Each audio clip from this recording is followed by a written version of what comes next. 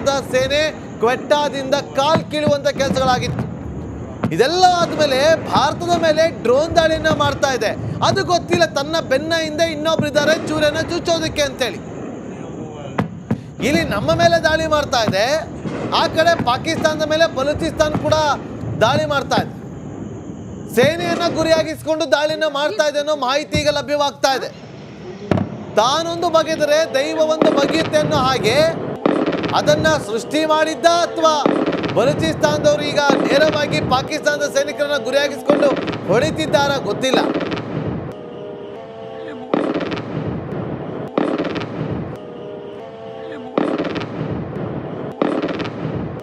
ಈಗ ಬ್ರಿಗೇಡಿಯರ್ ರವಿ ಮುನಿಸ್ವಾಮಿ ಅವರು ಮತ್ತೊಮ್ಮೆ ನಮ್ಮೊಂದಿಗೆ ಸಂಪರ್ಕಕ್ಕೆ ಸಿಕ್ಕಿದ್ದಾರೆ. ಬ್ರಿಗೇಡಿಯರ್, ಈಗ ನೋಡಿ, ಪಾಕಿಸ್ತಾನ ನಮ್ಮ ಮೇಲೆ ಡ್ರೋನ್ ದಾಳಿ ಮಾಡ್ತಾ ಇದೆ, ಆ ಕಡೆ ಬಲೂಚಿಸ್ತಾನ್ ಕೂಡ ಪಾಕಿಸ್ತಾನದ ಸೇನೆನ ಗುರಿಯಾಗಿಸಿಕೊಂಡು ಹೊಡಿತಾ ಇದೆ.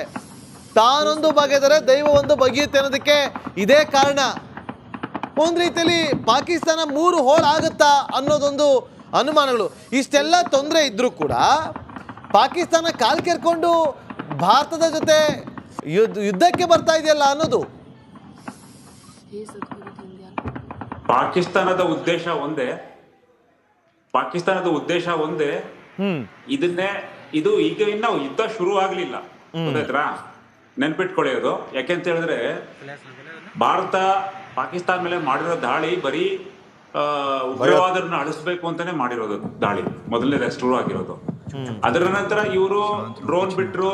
ಅದರಿಂದ ಇವರು ತಮ್ಮ ರಕ್ಷಣೆಗೋಸ್ಕರ ನಮ್ಮ ದೇಶ 4-5 ವಿಮಾನ ನಿಲ್ದಾಣಗಳ ಮೇಲೆ ಏರ್ ಡಿಫೆನ್ಸ್ ಸಿಸ್ಟಮ್ ಮೇಲೆ ಕಂಪ್ಲೀಟ್ ಸಂಪೂರ್ಣ ನಾಶ ಮಾಡಿತು.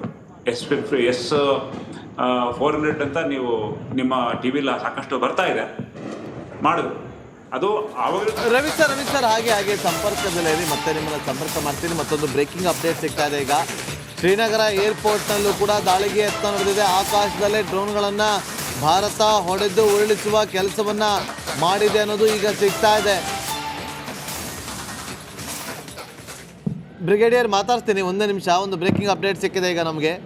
ನೋಡಿ, ಆಕಾಶದಲ್ಲಿ ಡ್ರೋನ್ಗಳನ್ನು ಹೊಡೆದು ಉರುಳಿಸ್ತಾ ಇರುವಂಥ ನಮ್ಮ ಏರ್ ಡಿಫೆನ್ಸ್ ಸಿಸ್ಟಮ್. ಬ್ರಿಗೇಡಿಯರ್, ನೋಡಿ, ಈಗ ಒಂದು ಭಾರತ ರಿಕ್ವೆಸ್ಟ್ ಮಾಡಿಕೊಂಡಿದೆ IMFಗೆ ಯಾವುದೇ ಕಾರಣಕ್ಕೂ ಕೂಡ ಪಾಕಿಸ್ತಾನಕ್ಕೆ ಸಾಲವನ್ನು ಕೊಡಬಾರ್ದು ಅಂತೇಳಿ. ಈಗ ಭಾರತದ ಮನವಿಯನ್ನು ಪುರಸ್ಕರಿಸಿ ಸಾಲ ಕೊಡದೇ ಇದ್ದರೆ ಪಾಕಿಸ್ತಾನ ಯಾವ ಗತಿಗೆ ಹೋಗುತ್ತೆ? ಒಂದು ವೇಳೆ ಪಾಕಿಸ್ತಾನಕ್ಕೆ ಸಾಲವನ್ನು ಕೊಟ್ಟೇ ಬಿಡ್ತು ಅಂತ ಇಟ್ಕೊಂಡ್ರೆ ಏನಾಗಬಹುದು? ಇದಕ್ಕೆ ಹೋಗುತ್ತೆ. ಯಾಕಂದ್ರೆ ಅವ್ರಿಗೆ ಡೀಸೆಲ್ ಪೆಟ್ರೋಲ್ ಅದೆಲ್ಲ ಈ ತಮ್ಮ ಸೈನಿಕರನ್ನೇ ಮುಂದೆ ಇದು ಬಾರ್ಡರ್ಗೆಲ್ಲ ಕರ್ಕೊಂಡ್ಬರ್ಬೇಕು, ಮತ್ತೆ ಯುದ್ಧ ಫರ್ದರ್ ಪ್ರೋಗ್ರೆಸ್ ಮಾಡಬೇಕು ಅಂತ ಹೇಳಿದ್ರೆ ಅದಕ್ಕೆಲ್ಲ ಬೇಕಾಗತ್ತೆ. ಅಷ್ಟೇ ಅಲ್ಲ, ಅವ್ರಿಗೆ ಸಾಕಷ್ಟು ಅಮ್ಯುನಿಷನ್ ಅಂತ ಹೇಳಿದ್ರೆ ಸ್ಫೋಟಗಳು ಬೇಕಾಗತ್ತೆ, ಅದಕ್ಕೆ ಉಪಯೋಗಿಸುತ್ತೆ.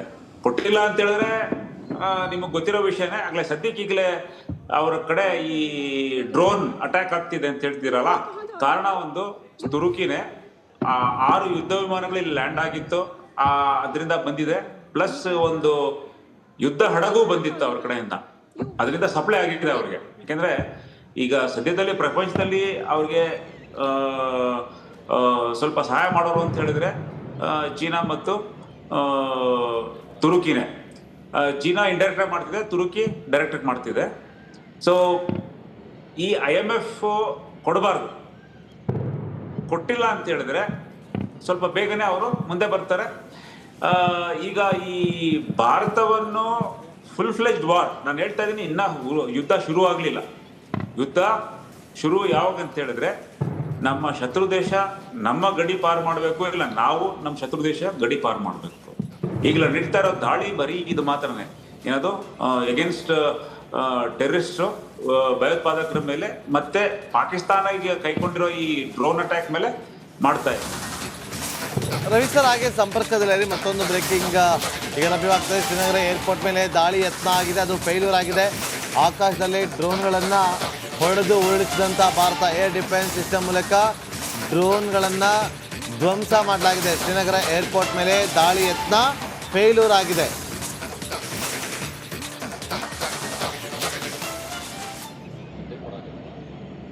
ಇನ್ನಷ್ಟು ಮಾಹಿತಿಯನ್ನ ಪಡೆಯೋಣ. ನನ್ನ ಕೊಲೆಗೆ ರಂಜಿತ್ ಈಗ ನೇರ ಸಂಪರ್ಕದಲ್ಲಿ ಜಾಯ್ನ್ ಆಗಿದ್ದಾರೆ ಕಾಶ್ಮೀರದಿಂದ. ಗಮನಿಸ್ತಾ ಇದ್ದೀವಿ ರಂಜಿತ್, ಈಗ ನಿರಂತರವಾಗಿ ಡ್ರೋನ್ ದಾಳಿ ಆಗ್ತಾ ಇದೆ. ಅವುಗಳನ್ನ ಹಿಮ್ಮೆಟ್ಟಿಸುವಂತಹ ಕೆಲಸ, ಅವುಗಳನ್ನ ನಾಶಪಡಿಸುವಂತಹ ಕೆಲಸ ಭಾರತೀಯ ಸೇನೆಯಿಂದ ಆಗ್ತಾ ಇದೆ. ಸದ್ಯಕ್ಕೆ ಗಡಿಯುದ್ದಕ್ಕೂ ಯಾವ ರೀತಿಯ ಕ್ರಮ ಕೈಗೊಳ್ಳುವಂತ ಕೆಲಸ ಆಗ್ತಾ ಇದೆ. ಈಗ ನಾವು ಗಮನಿಸ್ತಾ ಇದ್ವಿ, ಈ ಪೂಂಚ್ ಕಡೆ ಆಗಿರ್ಬೋದು, ಇತ್ಯಾದಿ ಜಾಗಗಳಲ್ಲಾಗಿರ್ಬೋದು ಡ್ರೋನ್ ಅಟ್ಯಾಕ್ ಆಗ್ತಾನೆ ಇದೆ. ಅವುಗಳನ್ನ ಹಿಮ್ಮೆಟ್ಟಿಸುವಂತ ಕೆಲಸವೂ ಕೂಡ ಆಗ್ತಾನೆ ಇದೆ.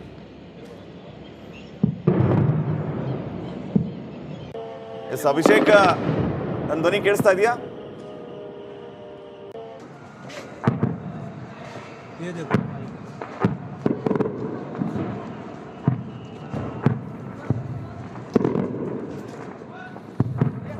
ಖಂಡಿತವಾಗಿಯೂ ಪಟೇಲ್ರೆ, ಇವತ್ತು ಮಧ್ಯಾಹ್ನ ನಿಮ್ಮ ರಿಪಬ್ಲಿಕ್ ತಂಡ ಶ್ರೀನಗರದ ಏರ್ಪೋರ್ಟ್ ಮುಂಭಾಗದಿಂದ ಪ್ರತ್ಯಕ್ಷ ವರದಿಯನ್ನು ಮಾಡಿತು. ಈ ಸಂದರ್ಭದಲ್ಲಿ ಸಾಮಾನ್ಯ ದಿನಕ್ಕಿಂತ ಎಚ್ಚೆತ್ತುಕೊಳ್ಳಲಾಗಿತ್ತು. ಒಂದು ವಿಚಾರವನ್ನು ನಾವು ಗಮನಿಸಿದ್ದೇನು ಅಂದರೆ, ಕಳೆದ 2-3 ದಿನಗಳಿಂದ ನಾವು ಶ್ರೀನಗರ್ ಏರ್ಪೋರ್ಟ್ಗೆ ಪ್ರತಿನಿತ್ಯ ಹೋಗಿ ಬರ್ತಾ ಇರುವಂಥದ್ದು, ಅಲ್ಲಿರುವಂಥ ಚಿತ್ರಣವನ್ನು ನಾವು ಪ್ರತಿನಿತ್ಯ ಗಮನಿಸ್ತಾ ಇದ್ದೀವಿ.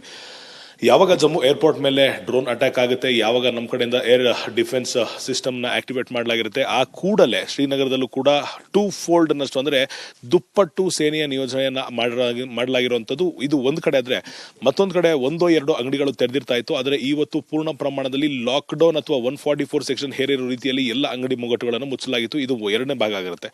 ಇದ್ರ ಜೊತೆಗೆ ಮಾಧ್ಯಮ ಕೂಡ ವರದಿ ಮಾಡೋದಕ್ಕೆ ಅವಕಾಶವನ್ನ ಮಾಡಿಕೊಡಲಿಲ್ಲ. ಕಾರಣ ಏನು ಅಂತ ನೋಡಿದಾಗ, ಸೂಕ್ಷ್ಮ ಪ್ರದೇಶವಾಗಿದೆ, ಯಾವುದೇ ಕಾರಣಕ್ಕೂ ಯಾವ ವಿಚಾರವನ್ನು ಕೂಡ ನೀವು ತೋರಿಸಬಾರ್ದು ಅಂತ ಅಲ್ಲಿ ಮನವಿ ಮಾಡಿದ ನಂತರ ನಾವು ಅಲ್ಲಿಂದ ವಾಪಸ್ ತೆರಳಬೇಕಾಯಿತು. ಅಲ್ಲಿಂದ ನಾವು ತೆರಳಿ ಕೆಲವೇ ಗಂಟೆಗಳ ನಂತರ ಶ್ರೀನಗರ ಏರ್ಪೋರ್ಟ್ನ ಮೇಲೂ ಕೂಡ 6-7 ಡ್ರೋನ್ಗಳು ದಾಳಿ ಮಾಡಿವೆ. ಆದರೆ ಆ ದಾಳಿ ವಿಫಲವಾಗಿದೆ ಅಂತ ಮಾಹಿತಿ ಬರ್ತಿರುವಂಥದ್ದು. ನಾವಿರುವಂಥ ಪ್ರದೇಶದಲ್ಲಿ ಕೂಡ ಈಗ ಶ್ರೀನಗರದ ಏರ್ಪೋರ್ಟ್ನ ಬೀಕಾನ್ ಏನಿದೆ ಅದನ್ನ ಚಲಾವಣೆ ಮಾಡಲಾಗಿರುವಂಥದ್ದು.